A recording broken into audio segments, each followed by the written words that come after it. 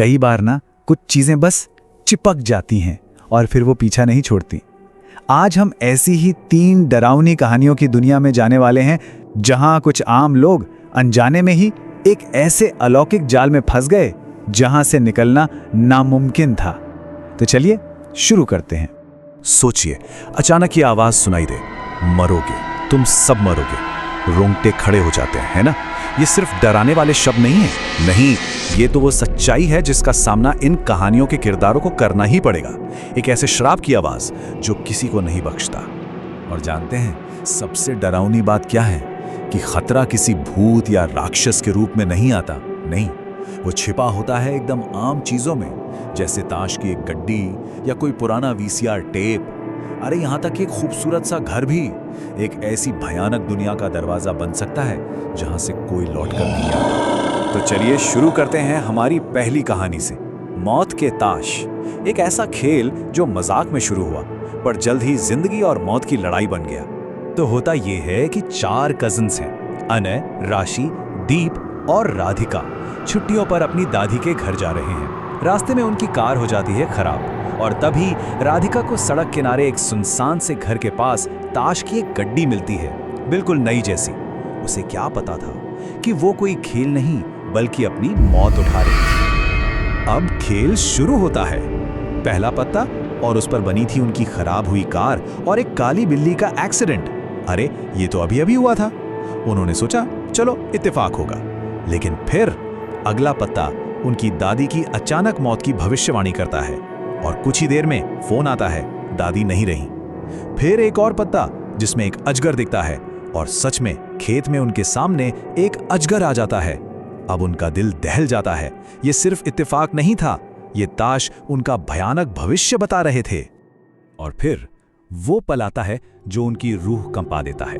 राधिका कांपते हाथों से अगला पत्ता खोलती है और उस पर 4 लाशें बनी होती हैं, उनकी अपनी लाशें। बस खेल खत्म। अब उन्हें समझ आ गया था कि इस श्राप से बचने का कोई रास्ता नहीं है। अचानक उनकी कार खुद ब खुद स्टार्ट हो जाती है। दरवाजे लॉक, खिड़कियां बंद। वो अंदर फंस चुके थे। कार बेकाबू होकर सड़क पर दौड़ रही थी और फिर एक ट्रक से जोरदार टक्कर। सब खत्म, चारों मारे गए। और वो ताश की गड्डी, वो वापस उसी सुनसान जगह पर पहुंच गई, अपने अगले शिकार का इंतजार करने। एक कहानी खत्म, पर डर अभी बाकी है। अब चलते हैं हमारे दूसरी कहानी पर, बदला लेने वाला टेप। क्या होता है जब विरासत में घर के साथ साथ एक जानलेवा राज भी मिल जाए? साइरस, जो कई सालों बाद अपनी पुश्तैनी घर लौटा है, उसे अपने दादा के पुराने सामान में एक वीसीआर कैसेट मिलता है। अब पुराने कैसेट में क्या होगा? शायद कोई शादी की रिकॉर्डिंग या बचपन की यादें, है ना?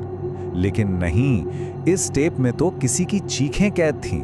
जैसे ही साइरस उस टेप को प्ले करता है, स्क्रीन पर अजीबोगरीब डरावनी तस्वीरें आने लगती हैं और एक औरत की आवाज, मरोगे, तुम सब मरोगे, लीना किसी को नहीं छोड़ेगी, सिर्फ 11 दिन। ये लीना का श्राप था और अब ये श्राप साइरस पर लग चुका था। उसके पास सिर्फ 11 दिन थे। अब इतना डरने के बाद कोई कहाँ जाएगा? साइरस भागा भागा चर्च के फादर डिकोस्टा के पास गया। फादर ने कहा, बेटा चिंता मत करो, हम एक पूजा करेंगे, घर को पवित्र करेंगे और आत्मा को कैद कर लेंगे। पर उनके मन में कुछ और ही चल रहा था। असल में वो कह रहे थे, जैसे तुम्हारे दादा दादी को रास्ते से हटाया, वैसे ही तुम्हें भी हटा दूंगा और ये जायदाद मेरी हो जाएगी। सोचिए कितना बड़ा धोखा। और फिर वो नकली पूजा शुरू होती है। फादर कुछ मंत्र पढ़ता है और अचानक कमरे में काली परछाइयां उभरने लगती हैं। वो परछाइयां साइरस पर हमला कर देती हैं, उसे जकड़ लेती हैं, उसकी हड्डियां तोड़ने लगती हैं। फादर का असली घिनौना चेहरा अब सामने आ चुका था। साइरस को अपनी मौत बिल्कुल सामने दिख रही थी, पर उसने हिम्मत नहीं हारी। अपनी आखिरी ताकत लगाकर वो किसी तरह रेंगते हुए वीसीआर तक पहुंचा और उसने वो श्रापित टेप प्ले कर दिया। और बस लीना की आत्मा आजाद हो गई और उसने उस धोखेबाज फादर को चीर कर रख दिया, अपना बदला पूरा कर लिया। 2 कहानियां हो गई और अब बारी है आखिरी और शायद सबसे बेचैन कर देने वाली कहानी की, भूखा बंगला। जी हाँ, एक ऐसा घर जो अपने अंदर रहने वालों को ही खा जाता है। एक नया नवेला जुड़ा है नील और सिया। शहर के शोर से दूर एक शांत और खूबसूरत बंगला खरीदते हैं। सब कुछ परफेक्ट लगता है, सिवाय एक चीज के। आंगन में खड़ा एक बहुत बड़ा और अजीब सा डरावना पीपल का पेड़। ऐसा लगता था जैसे वो कोई पेड़ नहीं, बल्कि कोई भूखा शिकारी हो जो अपने शिकार को देख रहा हो। और फिर सिया बदलने लगती है। उसका व्यवहार अजीब सा मोहक हो जाता है। उसका छुआ हुआ बर्फ की तरह ठंडा लगने लगता है। नील को हर रोज कमजोरी महसूस होती है, जैसे कोई उसकी जिंदगी की ताकत को चूस रहा हो। और सिया, वो घंटों बस उस पीपल के पेड़ को देखती रहती थी। साफ था, जो भी हो रहा था उसकी जड़ वो पेड़ ही था। एक दिन सिया नील को देखती है और कहती है, तुम अब मेरे किसी काम के नहीं रहे नील। तुम कमजोर हो, थके हुए, बिल्कुल बेजान। सोचिए, अपने ही हमसफर से यह सुनना। अब यह बिल्कुल साफ था कि यह सिया नहीं बोल रही थी। उसके अंदर कोई और था, कोई ऐसी चीज जिसे इंसानी जान की भूख थी। और जब एक शिकार खत्म हो जाता तो उसे नया शिकार चाहिए होता था। और नया शिकार सामने था, नील का दोस्त आकाश, जो उसकी मदद के लिए आया था। सिया के अंदर की उस चीज ने कमजोर हो चुके नील को मार डाला और आकाश को अपने जाल में फंसाना शुरू कर दिया। वो तो आकाश की किस्मत अच्छी थी कि वो किसी तरह वहां से जान बचाकर भाग निकला।